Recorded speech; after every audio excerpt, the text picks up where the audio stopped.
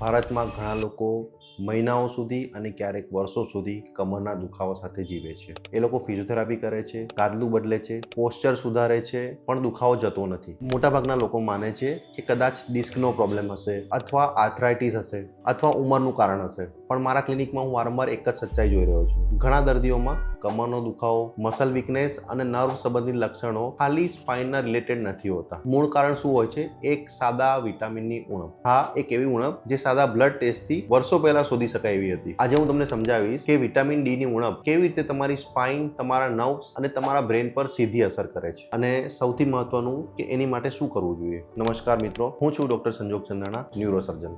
માથાના દુખાવા પછી સૌથી વધારે કોમન સમસ્યા જોતો હોવ એ છે કમરનો દુખાવો. અને મહત્વની વાત એ છે કે ભારતમાં સૌથી વધારે અવગણવામાં આવતું નિદાન છે વિટામિન ડી ની ઉણપ. સ્ટડીઝ બતાવે છે કે ભારતમાં 70% વધુ લોકોને વિટામિન ડી ની ઉણપ છે. આમાં યુવાનો, ઓફિસમાં કામ કરતા લોકો અને બહાર કામ કરતા લોકો પણ સામેલ છે. આટલું સામાન્ય હોવા છતાં એનું નિદાન કેમ રહી જાય છે? કારણ ખૂબ જ સરળ છે. આ ઉણપ એક્સરેમાં નથી દેખાતી અને એમઆરઆઈમાં પણ નથી દેખાતી. તે શોધવાનો એક જ રસ્તો છે, બ્લડ ટેસ્ટ. અને ઘણી વખત આ ટેસ્ટ ત્યાં સુધી કરવામાં નથી આવતો જ્યાં સુધી તમે કહો નહીં. હવે સૌથી મહત્વનો પ્રશ્ન એ છે કે વિટામિન ડી નો સ્પાઇન અને નર્વ સાથે શું સંબંધ છે? મોટાભાગના લોકો માને છે કે વિટામિન ડી માત્ર હાડકાં માટે જ જરૂરી છે. આ વાત મોટાભાગે સાચી છે, પરંતુ વિટામિન ડી ની ભૂમિકા એના કરતાં પણ મોટી છે. સૌથી પહેલા, વિટામિન ડી તમારા નર્વ ફંક્શનને સપોર્ટ કરે છે. તમારા શરીરની દરેક નર્વ, બ્રેનથી લઈને સ્પાઇનલ કોર્ડ અને હાથ પગ સુધી, તેને યોગ્ય રીતે કામ કરવા અને રિપેર થવા માટે વિટામિન ડી ની જરૂર પડે છે. વિટામિન ડી ની ઉણપ હોય તો નર્વ પર સોજો આવે છે અને એ વધુ સેન્સિટિવ બને છે. પરિણામ સ્વરૂપે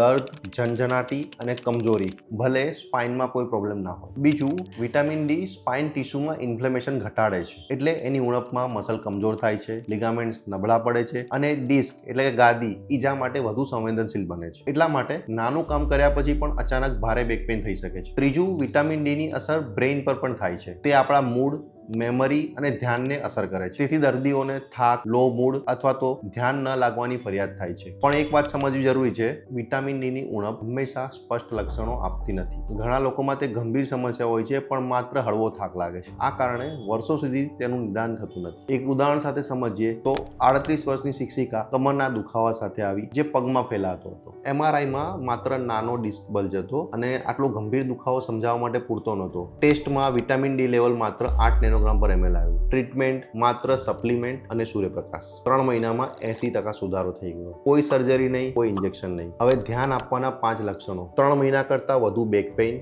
મસલ્સમાં કમજોરી, હાથ પગમાં ઝંઝનાટી, હાડકામાં ઊંડો દુખાવો, થાક અને બ્રેઇન ફોગ. જો આમાંથી 2 પણ હોય તો આગળની વાત ધ્યાનથી સાંભળજો. વિટામિન ડી ચેક કરવા માટે 25 OH vitamin D blood test કરાવો. 20 થી નીચે હોય તો ડેફિશિયન્ટ, 20 થી 30 હોય તો ઇનસફિશિયન્ટ, 30 થી ઉપર હોય નોર્મલ, 100 થી ઉપર હોય તો ટોક્સિક. પોતે દવા લેવાનું શરૂ ન કરો. હવે ટ્રીટમેન્ટ શું છે? સૂર્યપ્રકાશ, ડાયટ અને સપ્લિમેન્ટ. અને સુધારો 8 થી 12 અઠવાડિયામાં દેખાય છે. આ સમસ્યાને ક્યારે ગંભીર ગણવી? જો કમજોરી એટલે કે મસલ વીકનેસ વધારે હોય, બ્લેડર બોવેલ કંટ્રોલ જાય, સંડાસ પેશાબમાં તકલીફ થાય અથવા સૂનપણ એટલે કે બહેરાશ આવે, ત્યારે તરત જ ન્યુરોલોજીકલ ચેકઅપ કરાવવું જરૂરી છે. આપણે સમરાઇઝ કરીએ તો વિટામિન ડી માત્ર હાડકાં માટે નથી, તે નર્વ, મસલ્સ અને બ્રેન બધાને જ અસર કરે છે. તેનું નિદાન માત્ર એક જ બ્લડ ટેસ્ટથી થઈ જાય છે. તમારું વિટામિન ડી લેવલ ચેક કરાવો અને જો લક્ષણો હોય તો રાહ ન જુઓ. જો તમને આ વિડીયો ઉપયોગી લાગ્યો હોય તો લાઈક કરો અને શેર કરો. અને બ્રેઇન અને સ્પાઇન હેલ્થ વિશે વધુ જાણવા માટે ચેનલને સબસ્ક્રાઇબ કરો,